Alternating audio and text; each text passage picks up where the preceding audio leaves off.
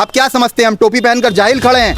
I strongly condemn to Indian media. क्या आपने नहीं देखा पास्ट में क्या हुआ? क्या आपने नहीं देखा पास में इजराइल ने क्या किया? आज आपको हमास का अटैक दिख रहा है। क्या हमास के साथ या हमास के कंट्री के साथ, फलस्तीन के साथ पहले क्या हुआ आपने नहीं देखा? क्या आंख में काला कपड़ा पहना हुआ था? क्या हमारे मुसलमानों के साथ क्या हुआ आपने नहीं देखा? मस्जिद में सजदा करते हुए मुसलमानों के साथ हुआ क्या आपने नहीं देखा? दाढ़ी पहने हुए मुसलमानों के साथ क्या हुआ आपने नहीं देखा? क्या आज आप नहीं देख रहे हैं कि बच्चों के साथ क्या हो रहा है? पीछे में चेक करें तो हमें यह देखना पड़ेगा कि इजराइल ने उस देशवासियों के साथ क्या किया है। क्या हम इससे पहले हमने नहीं देखा कि मस्जिद में नमाज पढ़ते हुए लोगों को किस तरह मारा गया? मैं यही कहूंगा, कह दो यहूदियों से अल-कुद्स छोड़ दे, वो तैयार हो रहा है सैयद अली का लश्कर। हम एक दिन नमाज जाकर किबला में जा पढ़ेंगे। पूरा यकीन है इस बात पर, ये इलाही का फरमान है। एक ना एक दिन, आज नहीं, कितने शहीद होंगे। शहीद हम आज पहले बार नहीं हो रहे हैं। करबला में भी हमारे साथ जुल्म हुआ, आज भी हमारे साथ जुल्म हो रहा है। ता क़यामत हमारे साथ जुल्म करते रहो, पर आने वाला जो वक्त है वो दीन मोहम्मदी पर ही आकर रुकेगा। इस्लाम को मिटाने की कोशिश ये पहली बार नहीं है। इस्लाम को मिटाने की कोशिश यजीद ने भी बहुत करा था करबला के अंदर में। पर करबला की वो लड़ाई याद करो, ये करबला की लड़ाई से भयानक लड़ाई नहीं है। और आज जब मैं बच्चों को देख रहा हूँ फ़लस्तीनी की, तो बाखुदा मुझे नन्हे अली असगर की याद आ रही है। पर यकीदा है मुझे हुसैन के अल्लाह पे, जिसने हुसैन के शहीद के बाद इस्लाम की हिफाजत की थी। आज वही अल्लाह किसी न किसी फरिश्ते को भेजकर हमारा हिफाजत ज़रूर फरमाएगा। दाद नमस्कार, मैं हूं साहिल खान और आप देख रहे हैं द आइडिया न्यूज़। जिस तरीके से दुनिया दो भागों में बढ़ चुकी है, एक तरफ फ़िरका के लोग जो है इजराइल की तरफ है और दूसरा फ़िरका के लोग जो है फ़िलिस्तीन के सपोर्ट में है। तो आइए जानते हैं, हमारे साथ दिलजान चिश्ती है, उनसे बातचीत करेंगे क्या उनका क्या समर्थन है और वो कैसे देखते हैं देश का जो महायुद्ध चल रहा है। अलीगढ़ यूनिवर्सिटी के जो लोग थे वो लोग प्रोटेस्ट किए फ़िलिस्तीन के सपोर्ट में, मगर उसको प्रशासन ने उसको आकर एक्शन लिया और वहाँ का जो प्रोटेस्ट था खाली करा दिया गया। अब बंगाल के सरजमीन में अलग अलग जगह पर अलग अलग विभिन्न के लोग जो है फ़िलिस्तीन के सपोर्ट कर रहे हैं और फ़िलिस्तीन के लिए आवाज़ उठा रहे। तो देखना ज़रूरी ये है कि क्या होने वाला है आखिर। गज़ा पट्टी में लगातार एयर स्ट्राइक हो रहा है, वहाँ पर स्ट्राइक रुकने का नाम नहीं ले रही है और ईरान जो है फुल्ली सपोर्ट कर रहा है फ़िलिस्तीन को कि स्ट्राइक रोक दिया जाए। और अभी रशिया का एक और बयान आया जो रशिया कह रहे हैं कि हम भी फ़िलिस्तीन के सपोर्ट में, और सऊदी भी बोल रहे कि हम भी फ़िलिस्तीन के सपोर्ट में। अगर एयर स्ट्राइक को नहीं रोका गया तो हम लोग गैस और तेल को बंद कर दिया जाएगा। अब वो डायरेक्ट खुला बयान दिए कि 40 कंट्री, ज़्यादा 52 कंट्री नहीं चाहिए, 40 कंट्री हमारा साथ दे, गैस और पेट्रोल बंद करने का एक ऐलान कर दे, तो सारे यूरोप कंट्री के लोग जो है जमीन तले कुचल जाएंगे। तो सब विषय में बातचीत करेंगे। हमारे साथ दिलजान चिश्ती है, उनसे बातचीत करेंगे वो कैसे देखते हैं।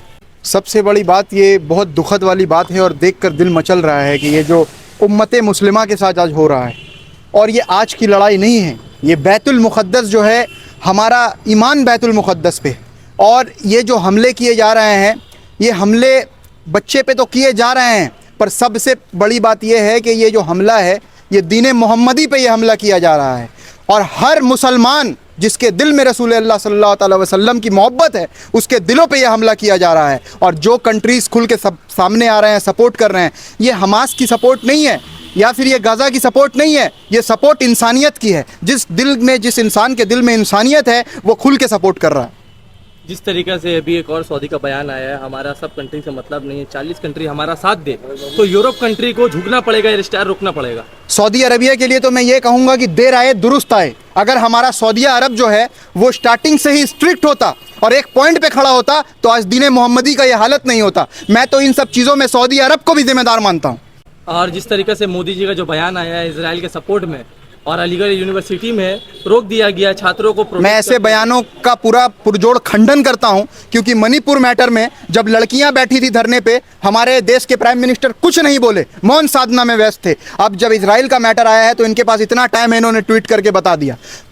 तो क्या देश के खिलाफ जाएंगे? कौन देश के खिलाफ जाएंगे? आप फिलिस्तीन को सपोर्ट करें, बोलो तो डायरेक्ट टेररिस्ट। सारे जहां से अच्छा हिंदुस्तान हमारा, ये देश हमारा है, ये मिट्टी हमारी है, 5 वक्त नमाज हम इस देश में सजदा करते हैं। ये देश हमसे ज़्यादा किसी और का नहीं है। और ऐसा नहीं कि हम प्राइम मिनिस्टर के हाँ में हाँ मिलाएंगे तो ही हम देश के वासी होंगे और हिंदुस्तानी होंगे। नहीं, इंसानियत का समर्थन हम कर रहे हैं, देश के खिलाफ नहीं। मगर हमास को तो टेररिस्ट बताया गया। बाइडेन का ये भी बयान आया था कि वहाँ पर बच्चे लोग का सर कलम किया गया। तो 2 बार आपने नहीं देखा जो बाइडेन ने 2 बार बयान बदली करी? पहले उसने कुछ और बोला, फिर कहते हैं नहीं मैंने स्क्रिप्ट में बोला। तो ये झूठे लोग हैं। और रह गया बात हमास का, तो आज आप हमास का अटैक देख रहे हैं। मैं हमास के समर्थन में नहीं हूँ, मैं समर्थन हूँ बैतुल मुक़द्दस में, क्योंकि वो हमारा ईमान है। आज पहली बार नहीं है।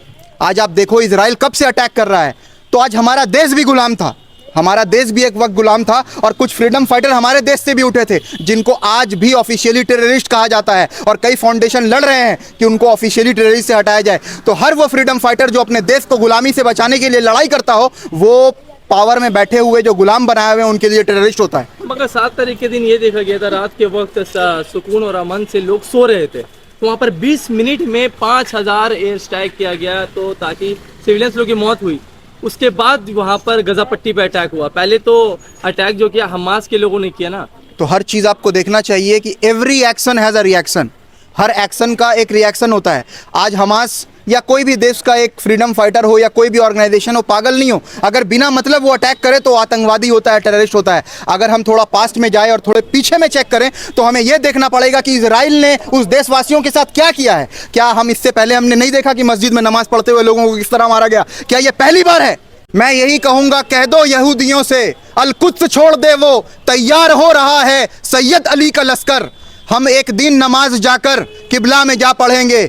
पूरा यकीन है इस बात पर, यह इलाही का फरमान है। तो हमारी जो हाथ है वो रब्बुल आलमीन के बारगाह में उठी हुई है और हम दुआ करते हैं, हम दुआ गो हैं अपने रब्बुल आलमीन से कि उन्हें वास्ता है रसूल पाक का कि वो इस चीज़ से निजात हमें ज़रूर दिलवाएंगे। निगाह गैब से इमाम मेहंदी का ज़हूर होगा और उन्हें बता दूं कि इमाम मेहंदी का ज़हूर बाकी है और एक ना एक दिन, आज नहीं, कितने शहीद होंगे। शहीद हम आज पहले बार नहीं हो रहे हैं, करबला में भी हमारे साथ जुल्म हुआ, आज भी हमारे साथ जुल्म हो रहा है, ता क़यामत हमारे साथ जुल्म करते रहो। पर आने वाला जो वक्त है वो दीन मोहम्मदी पर ही आकर रुकेगा। अब तो ईरान के ऊपर भी टेररिज्म का टैग ठप्पा लग चुका है, क्योंकि यूके यूएसए मिलकर उसके ऊपर भी ठप्पा लगा दिए कि वो भी साजिश में शामिल है। ये जो लोग हैं आजकल पढ़े लिखे नौजवान हैं, हर देश, हर कंट्री, हर फिरके में, तो वो जाकर पढ़ें कि ईरान टेररिस्ट है, कि हमास टेररिस्ट है, कि इजराइल टेररिस्ट है। कौन जुल्म कर रहा है? मेरे हिसाब से जो जुल्म कर रहा है वो टेररिस्ट है। अगर हम थोड़ा पीछे जाएं और इस चीज़ों को बड़े सादगी के साथ देखें तो हमें यह ज़रूर पता लगेगा कि आखिर इजराइल ने किया क्या था जिसके वजह से आज ये रिजल्ट आ रही है। हमारा जो वर्ल्ड है वो ऐसे पैमाने पर आकर खड़ा हो गया।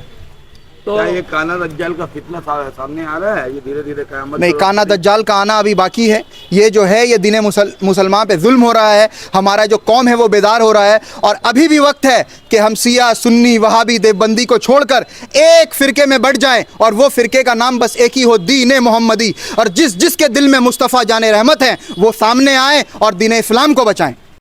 दीन मोहम्मदी, मोहम्मद का तो रास्ता ये नहीं था कि किसी का जान मार के जो है अपना मस्जिद को अपना ये करो। तो यहाँ पे हमास जो कर रहे हैं 5000 रॉकेट डाल कर जो है तकरीबन 1100 लोगों को पहले मार दिया, उसका रिटेलिएट में इसराइल मार रहा है। तो उसमें अब आप लोगों को इस्लाम याद आ रहा है। मुझे इंडियन मीडिया को तो आज तक मुझे इंडियन मीडिया समझ में ही नहीं आया कि इंडियन मीडिया क्वेश्चन किस बेसिस पे करते हैं। इलिटरेसी की आप क्या समझते हैं कि हमारे फिरके, हमारे कौम में लोग जाहिल है? आप क्या समझते हैं हम टोपी पहनकर जाहिल खड़े हैं? I strongly condemn to Indian media. क्या आपने नहीं देखा पास्ट में क्या हुआ? क्या आपने नहीं देखा पास्ट में इजराइल ने क्या किया? आज आपको हमास का अटैक दिख रहा है। क्या हमास के साथ या हमास के कंट्री के साथ, फलस्तीन के साथ पहले क्या हुआ आपने नहीं देखा? क्या आपने आंख में काला कपड़ा पहना हुआ था? क्या हमारे मुसलमानों के साथ क्या हुआ आपने नहीं देखा? मस्जिद में सजदा करते हुए मुसलमानों के साथ हुआ क्या आपने नहीं देखा? दाढ़ी पहने हुए मुसलमानों के साथ क्या हुआ आपने नहीं देखा? क्या आज आप नहीं देख रहे हैं कि बच्चों के साथ क्या हो रहा है? कुछ भाजपाई लोग जो है इजराइल जाकर फिलिस्तीन को खत्म करने का दावा कर रहे हैं, अगर मौका मिले तो हम जाएंगे वहां पर खत्म करने। भाजपाई इन द सेंस में भाजपाइयों को अंधभक्तों की गिनती में गिनता हूँ। ये कुछ भी कर सकते हैं। ये तो कल कह देंगे कि ताजमहल चांद के ऊपर है, कल को ये कह देंगे कलकत्ता दिल्ली है, दिल्ली को कह देंगे पंजाब है। तो इनके बातों पे सुनो मत। भाजपाई का जो पुराना नेता है अटल बिहारी वाजपेयी, जिनको हम दिल से सम्मान करते हैं, जाइए यूट्यूब के अंदर सर्च कीजिए कि अटल बिहारी वाजपेयी साहब ने, जिनको अल्लाह ताला जन्नतुल फिरदौस में जगह अता फरमाए, उन्होंने क्या कहा था? उन्होंने क्या कहा था? वो किसके सपोर्ट में? कुछ भाजपाई तो चेंज क्यों हो गए? तो वो भाजपा कुछ अलग था, ये भाजपा अंधभक्तों का भाजपा है। मैंने क्या कहा? दिल्ली को पंजाब, पंजाब को राजस्थान, इनका जो मर्जी वो कह सकते हैं। तो ये कब तक चलेगा? आपको क्या लगता है? ये रुकने का नाम नहीं ले रही है। अब क्या होगा गजा पट्टी का? गजा का नाम मिटाने का कोशिश किया जा रहा है इजराइल की तरफ से। इस्लाम को मिटाने की कोशिश ये पहली बार नहीं है। इस्लाम को मिटाने की कोशिश यजीद ने भी बहुत करा था करबला के अंदर में।